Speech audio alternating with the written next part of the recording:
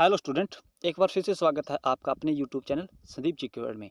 तो आज से हम एक नए सेशन को स्टार्ट करने जा रहे हैं, जिसके अंदर हम आपकी अपकमिंग परीक्षाएं जैसे स्टेनोग्राफर ग्रुप सी या डी के लिए होगी, या एनटीपीसी होगी, या ग्रुप डी होगी, या इसके साथ में आपकी एमटीएस जीडी एसएससी की जो भी मुख्य परीक्षाएं अभी हाल में चल रही है, तो उन सभी के लिए हम आपको जीके जीएस के जो क्वेश्चन है वो प्रोवाइड कराएंगे।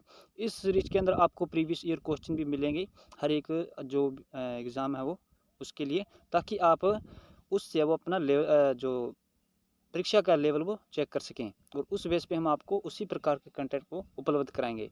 तो चलिए स्टार्ट करते हैं आज का हमारा सेशन। फर्स्ट प्रश्न है, धन निकासी के सिद्धांत का प्रतिपादन है वो किसने दिया था?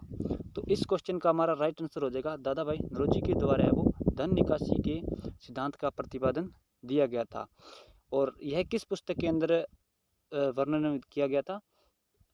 तो ये भी आप नोट कर लीजिए। Poverty and un British rule है, ये दादा भाई नौरोजी की पुस्तक है। इसके अंदर इन्होंने धन निकासी के सिद्धांत का है वो प्रतिपादन है वो किया था। इसी के साथ आपको एक पॉइंट और नोट करना है कि इनके दादा भाई नौरोजी के द्वारा प्रकाशित जो समाचार पत्र है वो कौन सा है? तो उसका आप नाम नोट कीजिए, वो था राफ्ता गोफ्तर। तो हमारा राइट आंसर हो जाएगा ऑप्शन नंबर डी। नेक्स्ट है हमारा, निम्न में से कौन अशोक के अभिलेख को समझने या पढ़ने वाला पहला विद्वान था? तो इस क्वेश्चन का हमारा राइट आंसर हो जाएगा जेम्स प्रिंसेस वह पहला व्यक्ति था जिसने अशोक के जो शिलालेख है इनको पढ़ने का प्रयास या फिर जो लिपि है उसको समझने का प्रयास किया था। तो हमारा राइट आंसर है ऑप्शन नंबर बी। नेक्स्ट है हमारा, 1857 ईस्वी की क्रांति के समय गवर्नर जनरल है वो कौन था? ये आपका आरआरबी एनटीपीसी 2018 की परीक्षा में पूछा गया था। हम आपको इसी प्रकार के जो प्रीवियस ईयर क्वेश्चन पूछे गए थे परीक्षा में वो भी आपको इसके साथ में उपलब्ध कराएंगे। तो इस क्वेश्चन का हमारा राइट आंसर है लॉर्ड कैनिंग है। ये 1857 ईस्वी के क्रांति के समय गवर्नर जनरल था। इसी के साथ आपको एक पॉइंट और नोट करना है कि वह कौन सा वायसराय या गवर्नर जनरल था जिसका द पंच नामक जो ब्रिटेन का एक समाचार पत्र था जिसके अंदर उसका कार्टून छापा गया था। तो वो भी आपका हो जाएगा लॉर्ड कैनिंग। तो हमारा राइट आंसर है ऑप्शन नंबर ए। नेक्स्ट हमारा, संविधान के किस भाग को मैग्ना कार्टा भी कहा जाता है? ऑप्शन है आपके भाग 2 को, या भाग 4 को, या भाग 3 को, या फिर भाग 5 को। तो मैग्ना कार्टा आपका भाग 3 के लिए कहा गया है। हमारा राइट आंसर है ऑप्शन नंबर सी। इसके अंदर किसका वर्णन मिलता है? तो इसके अंदर आपके मौलिक जो कर्तव्य है इनका वर्णन है वो किया गया है। और अनुच्छेद में पूछ लिया जाए तो इसके अंदर कितने अनुच्छेद है? तो 12 से जो आपके 35 अनुच्छेद तक मौलिक कर्तव्य वो दिए गए हैं। तो हमारा राइट आंसर है ऑप्शन नंबर सी। और नीति निर्देशक तत्व है वो भाग 4 के अंदर निहित है आपके, और भाग 2 के अंदर है वो नागरिकता का प्रावधान है। और जो संघ का वर्णन किया गया है या फिर केंद्र जो संघ या फिर राज्य का सॉरी केंद्र का, तो वो आपका भाग 5 के अंदर है। नेक्स्ट है हमारा, दाचिंगम अभ्यारण्य है वो कहाँ पर स्थित है?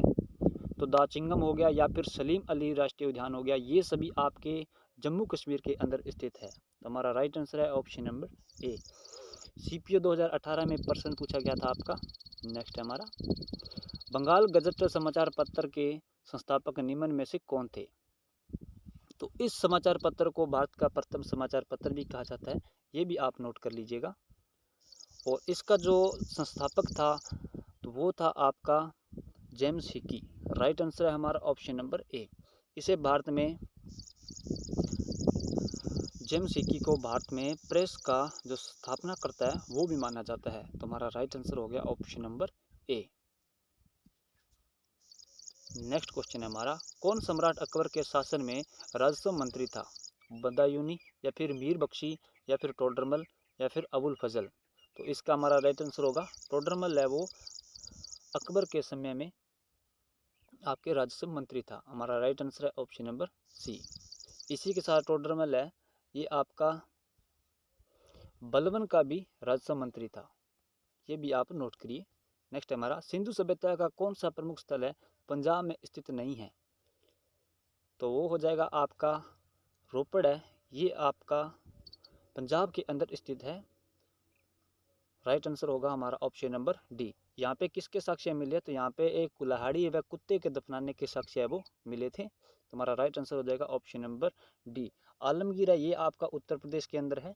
और रंगपुर है ये आपका गुजरात के अंदर गुजरात के अंदर है। तुम्हारा राइट आंसर है ऑप्शन नंबर इस क्वेश्चन का डी। नेक्स्ट है, गुप्त काल के दौरान चीन के किस यात्री ने भारत भ्रमण किया था? फाहियान या फिर इति सिंह या फिर कनिंगम या फिर हैंडसांग। तो एनटीपीसी के अंदर 2016 के अंदर ये प्रश्न आया था। तो इस क्वेश्चन का हमारा राइट आंसर होगा फाहियान। राइट आंसर है ऑप्शन नंबर ए। ये चंद्रगुप्त जो प्रथम है इसके दरबार में आया था। तो हमारा राइट आंसर हो गया ऑप्शन नंबर ए। इसी के साथ इसने जो मध्य प्रदेश के बारे में कुछ बातें बोली थी, जैसे यहाँ के लोग हैं वो सबसे समृद्ध व सुखी है और यहाँ की जो जलवायु है वो सबसे अच्छी जलवायु है। तो ये सभी पॉइंट आपको नोट करने हैं। इसी के साथ हैंडसांग है ये हर्षवर्धन के राज्यकाल के अंदर है वो, या फिर शासनकाल में भारत आया था। नेक्स्ट है हमारा, आगरा शहर का निर्माण है वो करवाया गया था। तो 1504 के अंदर है वो आगरा शहर का निर्माण करवाया जाता है और ये निर्माण आपका करवाया गया था सिकंदर लोदी के द्वारा। तो हमारा राइट आंसर है ऑप्शन नंबर सी। इसी के साथ अगर आपसे सिकंदर लोदी के बारे में पूछ लिया जाए तो गज ए सिकंदरी पैमाने का जो प्रचलन है वो किसके द्वारा किया गया था? तो वो आपका सिकंदर लोदी के द्वारा किया गया था। इसी के साथ आपको कुछ पॉइंट और नोट करने हैं, जैसे यमुना नदी के जो तट है उस पे हिंदुओं का जो स्नान करने पर प्रतिबंध लगाने वाला लोदी वंश का शासक आपसे पूछ रहे थे तो वह कौन था? तो वो भी आपका सिकंदर लोदी हो जाएगा। इसी के साथ इसने फरंगे सिकंदरी नाम से है वो आपका जो संस्कृत का पंचतंत्र है आयुर्वेद का जो ग्रंथ है उसका अनुवाद करवाया था और गुलरुखी नामक से ये कविताएं भी लिखता था। तो आपको ये सभी पॉइंट है वो सिकंदर लोदी के बारे में नोट करने हैं।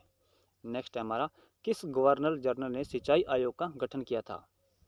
तो सिंचाई आयोग के साथ इसने आपके पुलिस आयोग व अकाल आयोग, विद्यालय आयोग, ये जो महत्वपूर्ण आयोग अगर आपसे पूछ ले जाए तो कुछ महत्वपूर्ण आयोग है वो लॉर्ड कर्जन के समय में ही बनाए गए थे। तो हमारा राइट आंसर होगा option number A.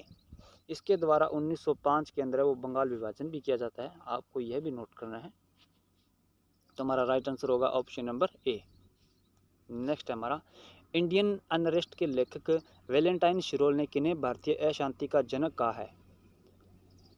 Gopal Krishna Gokhale को, या महात्मा गांधी को, या बाल गंगाधर तिलक को, या फिर भगत सिंह को।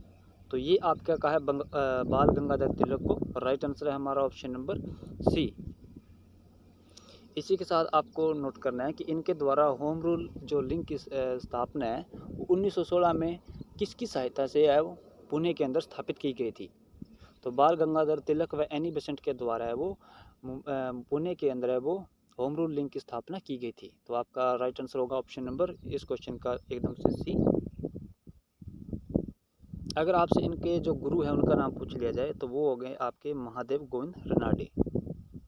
नेक्स्ट है हमारा, चोरा चोरी नामक हत्याकांड है वो किस वर्ष में हुआ था? तो ये आपका हुआ था 1922 के अंदर, जो गोरखपुर जो उत्तर प्रदेश के अंदर स्थित है। 5 फरवरी 1922 को ये कांड हुआ था असहयोग आंदोलन के समय। तो हमारा राइट आंसर है ऑप्शन नंबर ए। और इससे आहत होकर महात्मा गांधी ने कौन सा अपना आंदोलन है वो वापस या फिर बंद कर दिया था? ये अगर आपसे पूछ लिया जाए तो उसका आप आंसर नोट कीजिए, असहयोग आंदोलन होगा। नेक्स्ट है हमारा, कुन्नू राष्ट्रीय उद्यान किस राज्य में है? तो कुन्नू राष्ट्रीय उद्यान आपका मध्य प्रदेश के अंदर स्थित है। राइट आंसर है हमारा option number B. Madhya Pradesh के अंदर आपके सर्वाधिक है वो राष्ट्रीय उद्यान है। और अगर आपसे टोटल जो देश के अंदर राष्ट्रीय उद्यान पूछ लिए जाए तो उनकी संख्या कितनी होगी? तो वो होगी आपकी 106। और राष्ट्र जो अभयारण्य है आपके पक्षी अभयारण्य उनकी संख्या कितनी हो गई है? तो लगभग 551 के लगभग है वो आपके पक्षी अभयारण्य की संख्या हो गई है। इसी के साथ अगर आपसे प्रश्न एक और पूछा जाता है कि जो भारत के अंदर है वो टाइगर परियोजना है वो किस वर्ष लागू की गई थी या फिर किस वर्ष का अधिनियम है? तो नोट कीजिए, जो भारत में टाइगर रिजर्व है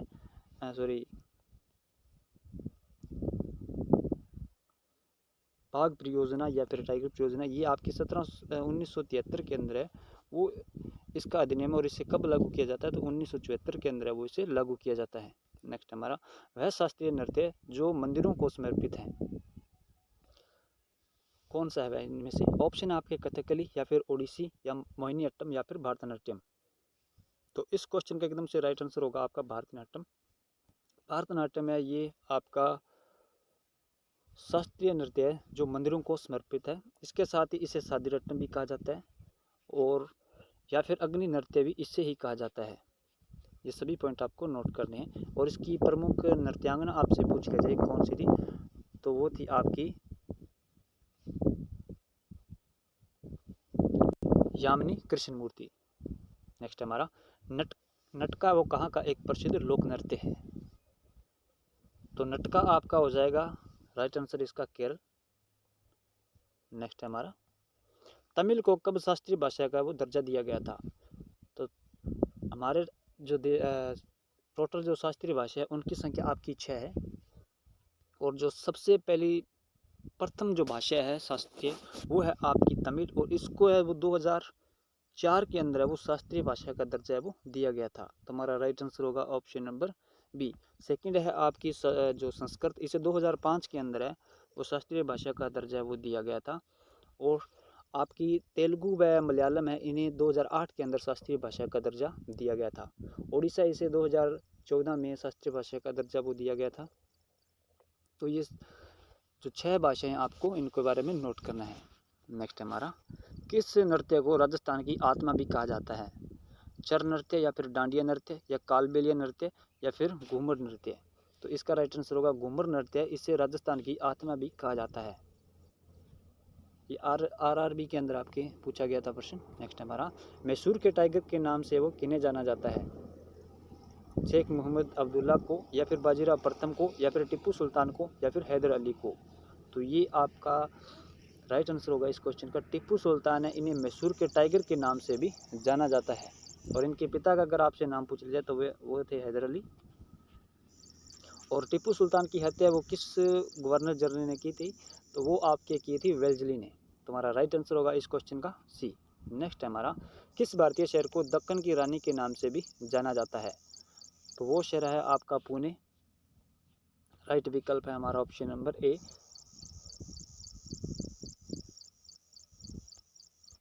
तो आज के सेशन में इतना ही क्वेश्चन। आई होप आपको सेशन में वो पसंद आया हो। अगर आप हमारे इस सेशन से जुड़ेंगे तो हम आपको जो आपकी अपकमिंग परीक्षा जैसे स्टेनोग्राफर ग्रुप सी या डी के लिए हो गई या फिर एनटीपीसी या ग्रुप डी के लिए या फिर आपकी एमटीएस जीडी सीजीएल जो भी परीक्षाएं रहेगी हम आपको उस परीक्षाओं के लिए है वो जीके जीएस के क्वेश्चन है वो प्रोवाइड कराएंगे और जिससे आप अपनी तैयारी है वो और बेहतर व अच्छे लेवल पे कर सके। तो मिलते हैं नेक्स्ट वीडियो के अंदर।